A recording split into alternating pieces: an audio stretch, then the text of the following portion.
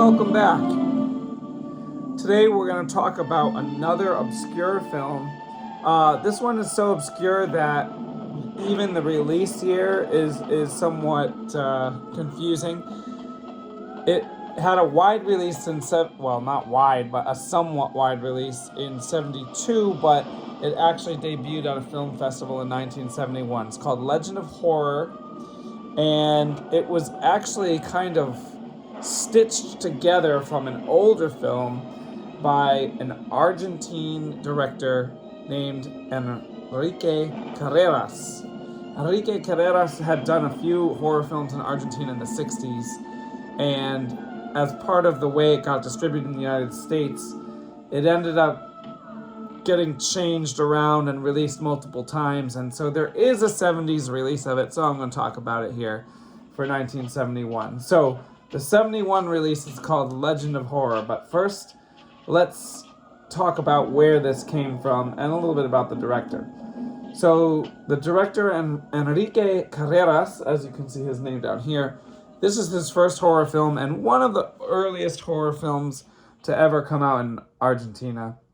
It's El Fantasma de la Opereta, which I did not know what an operetta was until I watched this. It's not the same thing as an opera. An operetta is a light-hearted, less serious version of basically it's like a play. So this is basically Phantom of the Operetta, not Phantom of the Opera, because it's supposed to be like a play on Phantom of the Opera. But you have to know what an operetta is in order to get that. And just as operettas have comedy in them, this is a horror comedy. And basically, it's where a group of actors join an operetta, and then the operetta has a few co-owners. One of the co-owners wants to close the operetta down and make a pizzeria. And maybe in Argentina at the time, pizzeria is like a rare thing. Or I don't know, I probably don't get the cultural joke of that. But he really wants to make a 10-story pizzeria where each floor you do something different, but it's like basically a pizzeria. It's supposed to be a joke. The whole thing is like a goofy comedy. But the horror element is where this guy goes down to see some costume maker, and the costume maker provides him with a Phantom of the Opera costume to scare the guy into not making it a pizzeria. But then the actor never pays the costume guy, and the costume guy in his free time makes monsters. So he makes a Wolfman, and he makes Frankenstein's monster, and he makes a Dracula, if that makes any sense. He also makes an Invisible Man. None of the monsters talk except for the Invisible Man, and it's really goofy, but it was okay. So that's Enrique Carreras' first horror film, and his second horror film is the much more important Obras Maestras del Terror. Okay, now this is an interesting film. This is a serious horror film based off of 3 Edgar Allan Poe stories.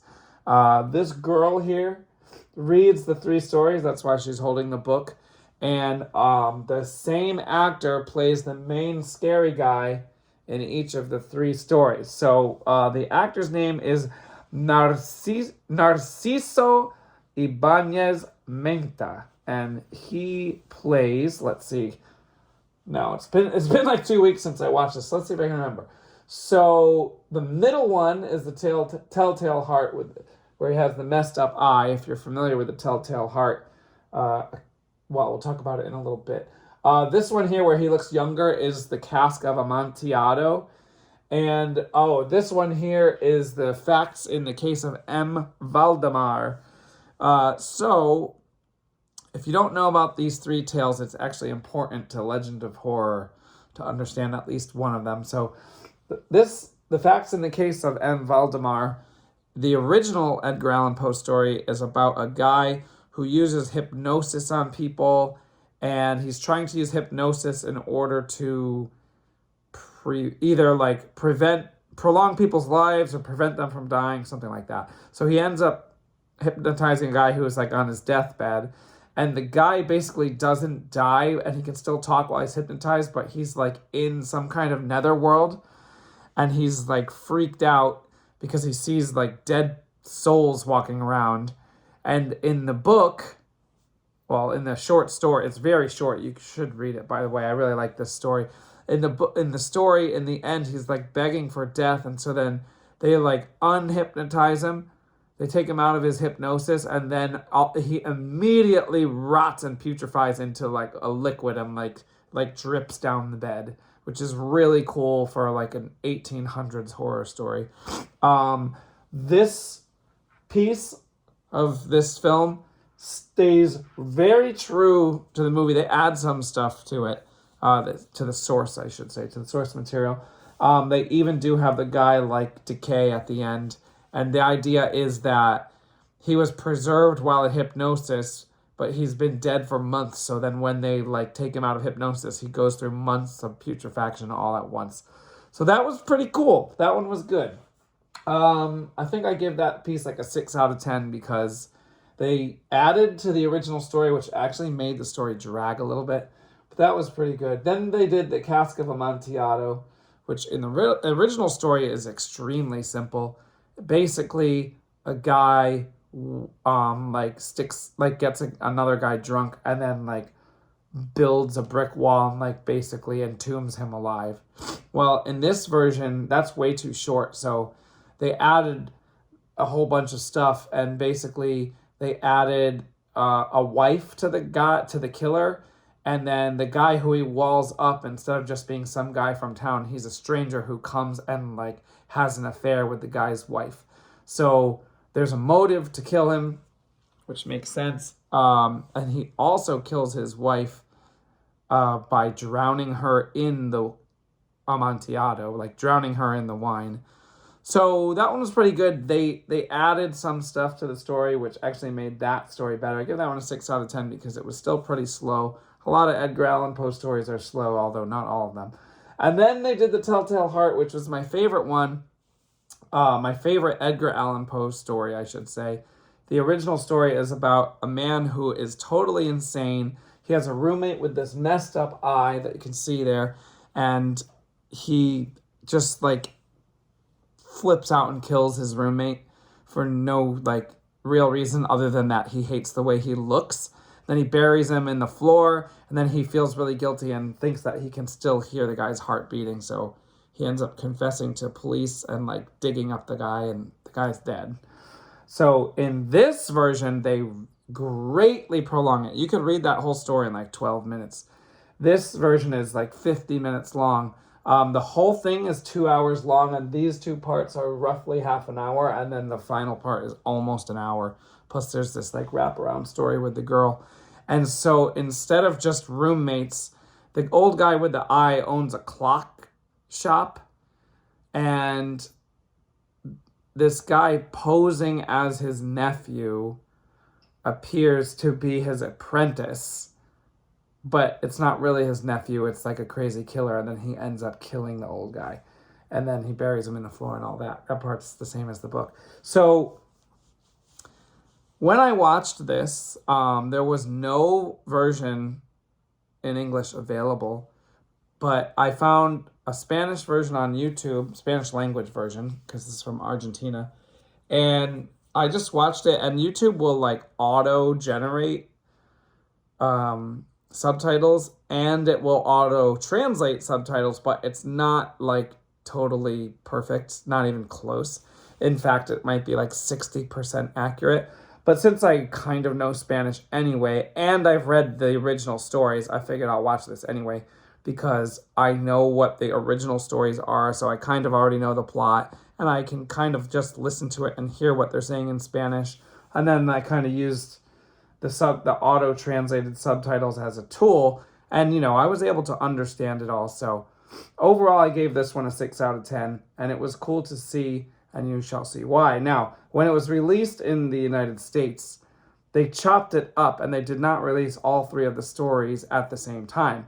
They picked 2 stories The Facts in the Case of M. Valdemar, and then The Cask of Amontillado, and they released those two as this, Master of Horror. This was released by Jack H. Harris, very obscure distributor in the 60s. Even though the original film was filmed in 1964, I think. I think this one came out in 1965. I think maybe the Argentine one came out earlier. Anyway, they used an image of the guy drowned, like pulling his drowned wife out of the cask of Amontillado. That does not happen in the original story, by the way. So I actually did watch this version because this version was available in YouTube, and I wanted to see if what I thought I comprehended from the Spanish version was correct or not. And I got most of it correct. There was some dialogue, I guess, especially in this story. Maybe I didn't quite catch all of it, but I would say I really got like 90% of it. So I was kind of happy about that. But the good thing is for you, if you want to watch this, this is worth a watch. Also, the English dubbed version that's on YouTube is a better visual quality than the Spanish language version, so that makes it worth watching. It's like significantly better visual quality. Also, very above average dub job. The dub actors for this were good.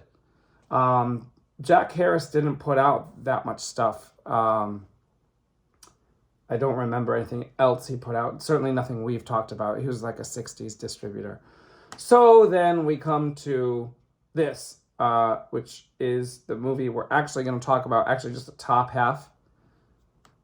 Okay, Legend of Horror. So Legend of Horror is interesting because it is the Telltale Heart segment of the original Argentine film, but in order to make it a full movie, they film, like, in English, this guy, Bill Davies, who directed only this is the only thing he ever directed, he filmed, like, a sequel to the Telltale Heart, because at the end of the Telltale Heart, the narrator, who in this case is the fake nephew of the old guy, he goes to prison. But then in this film, it starts off with him old and in prison, and then he breaks out of prison with like his like cellmate. So they break out of prison, and then he like explains why he's in prison, and it flashes back to the original Argentine Telltale Heart film, and it goes through half of it, and then it goes back to the future, if you will, and then there's like chase sequences where they're trying to get away from the prison guards, and then it like goes back again, and you like find out that the guy is nuts, and he ends up killing a bunch of people after breaking out of prison, including prison guards and other innocent people. So I guess the idea is that he's crazy, and a couple things of note here are, I think, well, obviously the original Argentine part was from the early 60s, and then I think the American parts were filmed in the late 60s. I read that somewhere, although there's not a lot of info on this. I think they were filmed in 1967. I read that somewhere. It's all in black and white, so it would check out that it was not made in 1971 because I don't think were any black and white horror films that we discussed out of the 81 horror films of 1971 that I did that were in black and white. Black and white was pretty much gone by the early 70s. I think there was one black and white film in 1970 that we talked about, which was Multiple Maniacs. And then this is the only black and white film of 71, except it was really made in 67 and earlier. Anyway, the cool thing about this is if you consider it to be a 60s movie, it is much more violent and grisly than the average for the time. And what they do is, you may have noticed at the top it says Magicmation. They use stop motion animation in very short clips for all the kill scenes. So instead of what most 60s horror films do, which is not show the actual action of killing, and they'll either imply it, or they'll show you the dead body, or they'll show somebody swing a weapon and then like cut to it being inside a person. This was stop motion, like you actually see the blades penetrate the people.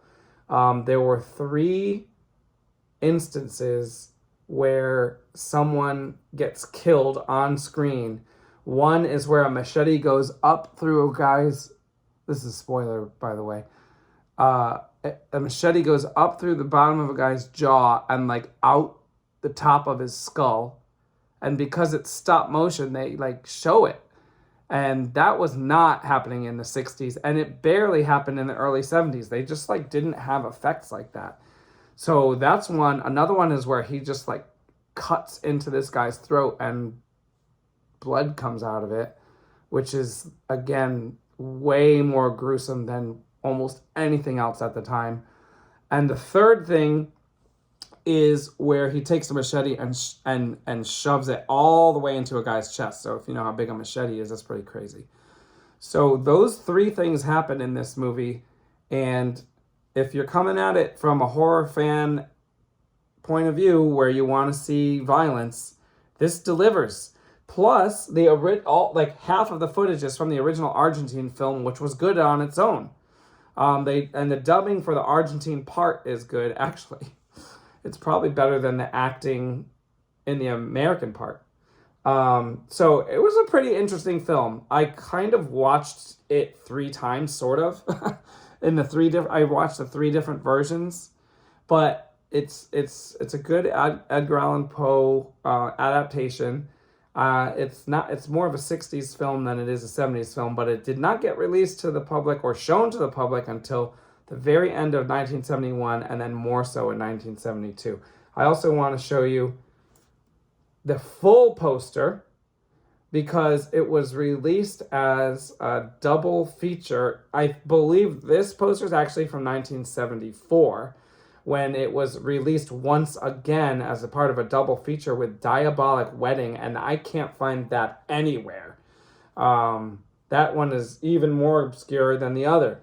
So Diabolic Wedding, hopefully I'll find it at some point. I think this was released in 74, if I'm not mistaken. That could be wrong. But Diabolic Wedding, it says down here, is in color, so it's definitely newer than the other part. So maybe I'll find Diabolic Wedding eventually, but this was pretty interesting. Overall, I would give Legend of Horror a 6 out of 10, but a strong 6 out of 10. I'm giving it 6 out of 10 partially for the poor acting, partially because it's disjointed, partially because half of the film is old and not new, and so therefore, to me, it doesn't carry over its value. Because if you had, most of the people who are going to see this probably never saw the Argentine version of it. Probably 0 of them had seen it. So I guess for the time it was fresh to people, but you can tell it's old. And for me, now watching this, I had already seen the original, so it's not that fresh. But I would give it, I would actually watch it again. I would show it to someone and say, like, hey, you like Edgar Allan Poe, let's watch this. Or, hey, you like, sleazy old horror movies from the 60s. I would say, let's watch this one. Another thing I'll point out, which is kind of crazy, is in 1968, there was a movie called Terror in the Jungle, released by Crown International Pictures, and it's horrible. It's actually, the premise is cool. A bunch of people are supposed to fly from California to Rio de Janeiro in Brazil, but then they lose fuel and they have a crash landing in Peru, and like almost everybody dies except for this little kid. And then these this is kind of stupid, but these Native Americans who descended from the Inca like find him, and they think he's like the son of God because he has blonde hair. It's kind of stupid. Anyway, the reason I'm mentioning it is because they take one of the stop motion violent sequences from Legend of Horror, they colorize it, and they use it not once but twice. It's the part where the machete goes into the chest. Now that clip is like 3 seconds long, but they reuse it twice in Terror of the Jungle, and it's the most interesting part of Terror in the Jungle. So that movie is total garbage other than this. The reason why they were able to use it is because they shared a producer, and his name was also Enrique. I think his name was Enrique Torres, but it's not the Enrique that directed the original. That was Enrique Carreras. But this guy, Enrique Torres, produced both movies, so he reused some footage, and nobody knew that because he ended up releasing Terror in the Jungle before Legend of Horror. And the other connection is that this woman, Fawn Silver, is in both. Fawn Silver was in Legend of Horror and she was in Terror in the Jungle. Small role in both. Not a great actress. I mean, she's in like 1 or 2 scenes in each. But Fawn Silver is mostly known for, if I'm not mistaken, a movie from 1965 called, I think, Orgy of Terror. It was an Ed Wood movie, and I think I might have even mentioned it another time, but it's really, really, really, really bad in my opinion. It was in color, and there are a couple of monsters in it, but for the most part, it's like just topless women dancing around for like over an hour and a half, and it's not interesting at all. So anyway, there's a lot of info surrounding Legend of Horror. It is worth a watch. It is viewable on Tubi, and I would also recommend that you track down Master of Horror. Master of Horror is worth a watch too if you speak English and not Spanish. And if you speak Spanish, go find this one, Obras Maestras del Terror, which unfortunately, poor visual quality. It's very grainy. It's, worse than VHS quality. But it's worth a watch for the Argentine history. It's one of the oldest Argentine horror films and probably the best Argentine horror film at the time that it was released. All right, that's all for now. We'll see you next week. Thanks.